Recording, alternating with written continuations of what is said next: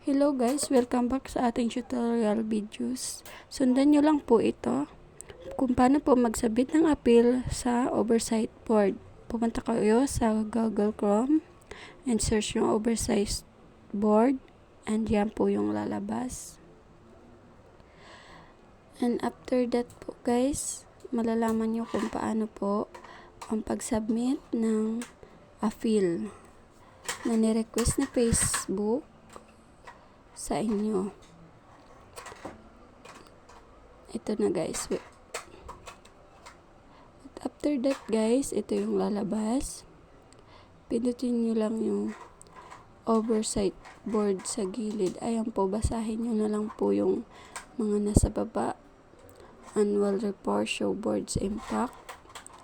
Yan, scroll down. Yan.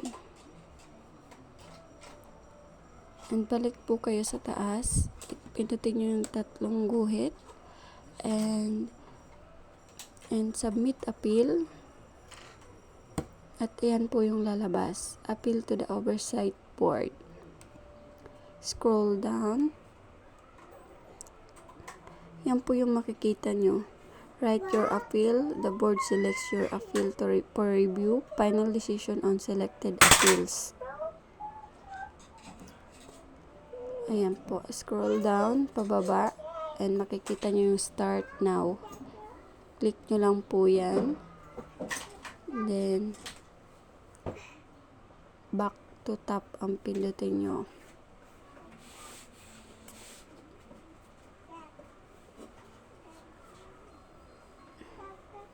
Yan, makikita nyo po. Yan yung login to appeal.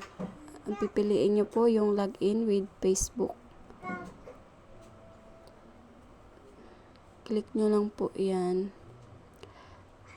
Then, yan po yung makikita nyo. Click nyo po yung kulay blue. And, ayan, mag-login na po kayo. And, pagkatapos nyan, mag-start na po. Click start.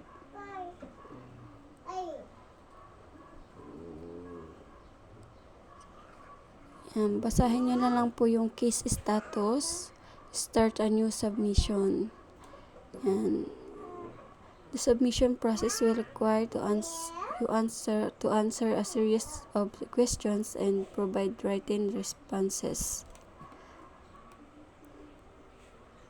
The oversight board select cases to review in depth based on complexity. Ayan, basahin nyo na lang po yun. And pag-click nyo sa baba, ito po yung makikita nyo sa next step. What's your main reason for coming to the oversight board? Ang pinili ko po ay I disagree with Facebook decisions. Click yung continue. Then, how we use your information. Basahin nyo na lang po yan. The information you submit on this website will be used to consider your appeal. And scroll down nyo po yan.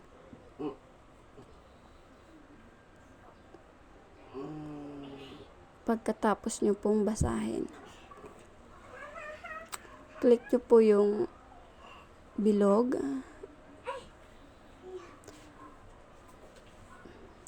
I confirm that I agree to the oversight board. And yan, data with special protections. Click nyo po, I agree.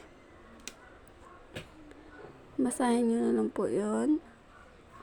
As you answer questions as part of your appeal. Click and scroll down. Continue. And yan po yung lalabas. Enter your reference number.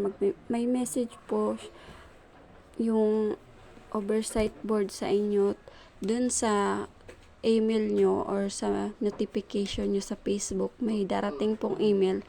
For example po, FB6CW5X2PA. Ganyan po yung marireceive nyo na references. Then, ilagay nyo na lang po dyan sa enter references number. After nyan guys, maghintay na lang po kayo ng ilang araw or weeks sa inyong updates.